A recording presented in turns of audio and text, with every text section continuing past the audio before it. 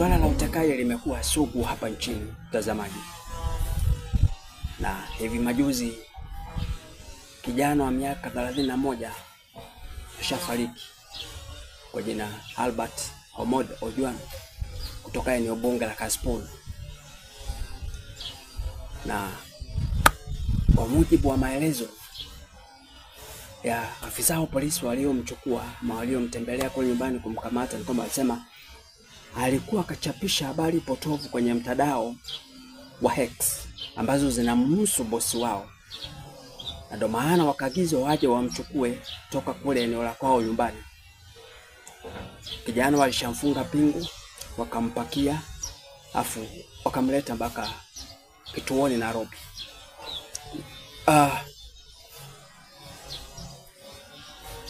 Kosa lake semekana ni kuchapisha habari potovu mtandaoni zinazomhusu bosi wa wale walokwenda mkamata, ama wale walituma kwenda kumkamata kwa maelekezo ya kini.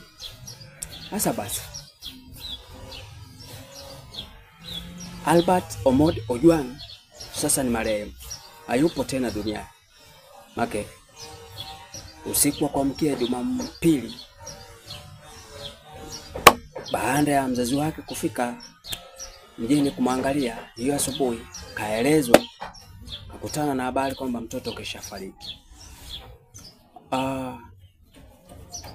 Swali ni je, mazingira ya kifo cha Albert Omondi Ojwang yamekuaje?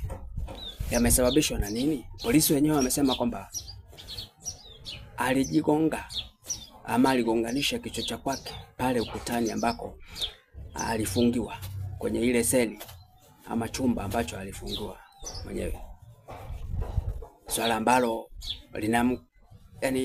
lina utata, linakanganya, ila hayo ni maelezo na ripoti za polisi. Kwa hiyo ili swala la kifo tata cha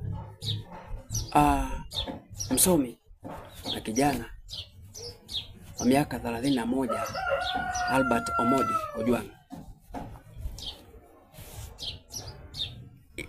linajitokezaje? Linachangiwa na nini?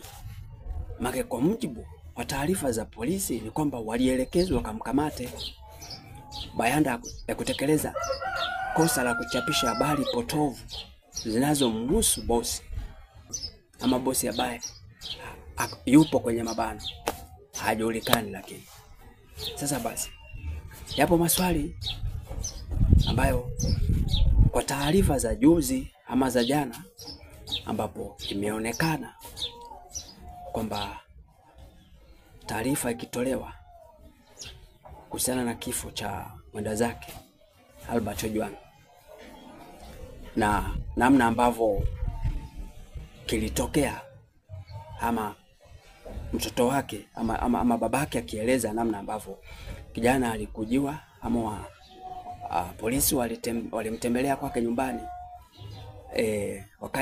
wakajitambulisha, kisha wakaeleza kwamba ametumwa na bosi kumkamata huyu kijana baada ya kutuhumiwa kwamba amechapisha habari potofu kwenye mtandao.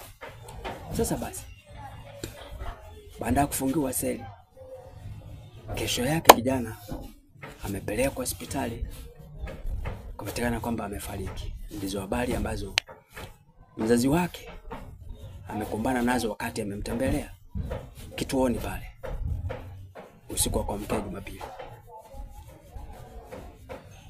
Masuala ibuka yapo, tatanishi, ya kutisha na tena ya kukanganya.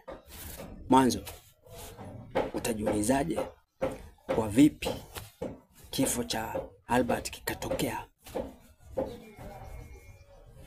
kama ambavyo askari wanaeleza kwamba yeye mwenyewe aligonga kichwa chake kwenye ukuta katika ile seli ambayo alikuwa amefungiwa? Je, kuna ukweli? Swala la pili, mbona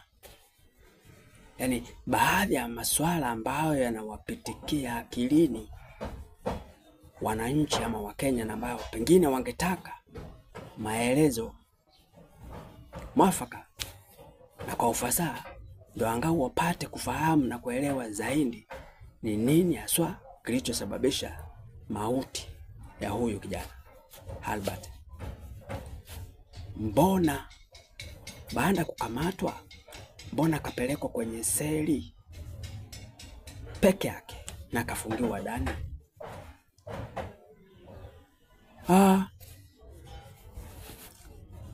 Hilo ni moja.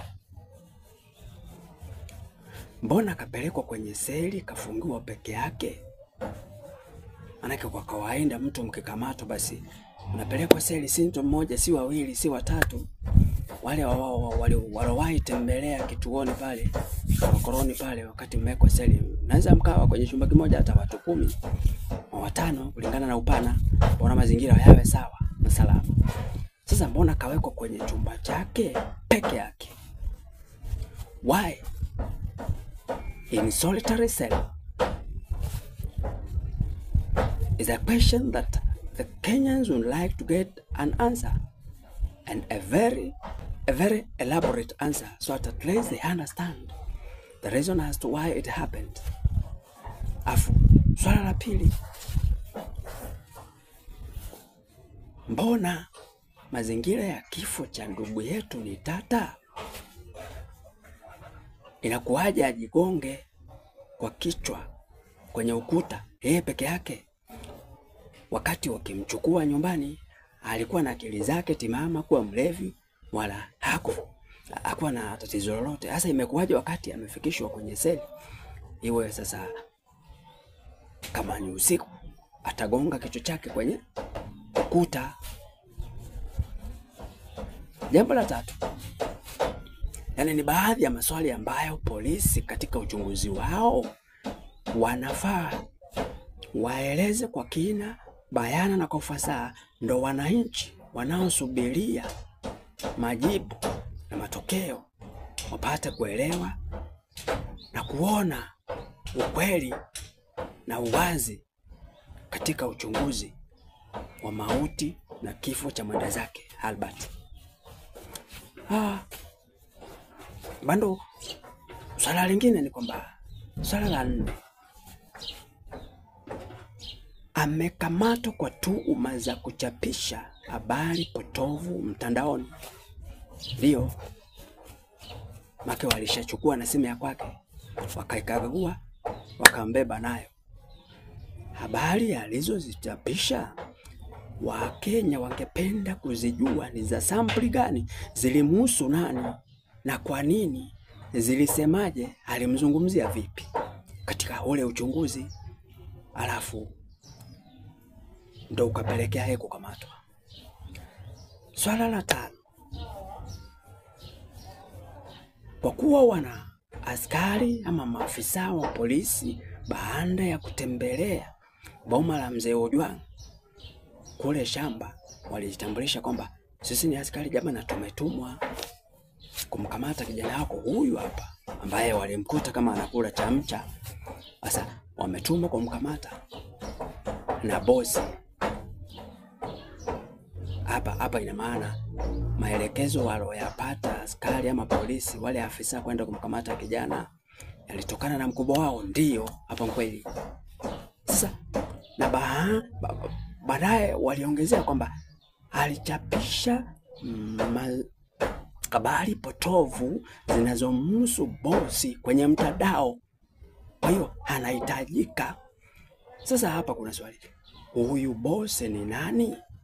Kwa hiyo ingekuwa vizuri na ingekuwa ni sawa na swala mwafaka sana iwapo yule alowatuma polisi, maafisa wa polisi kumchukua na kumkamata huyo kijana, kumpeleka mpaka kumsafirisha mpaka Nairobi mjini, ni nani? Alafu habari alizochapisha zinamhusu nani, ambaye bosi walishamtaja kwamba ndizo habari amekwisha zichapisha zinazomhusu bosi wao.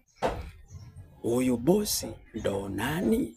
Waliweke bayana, alafu wapate kutuzungumzia ama kutuonesha ama kuwaonesha Wakenya kwamba hapa ugomvi unatokana na nini, alichokichapisha ndo nini, kinamhusu nani, kwa sababu gani, na wanahusiana vipi. Basi kwa mtindo huo na kwa namna hiyo, kama hayo maswala wangeyaweka wazi, yawe bayana na kwa ufafanuzi ambavyo kila Mkenya atapata kuridhika baada ya kusikia, basi itakuwa sawa na pale akitaweza kutendeka.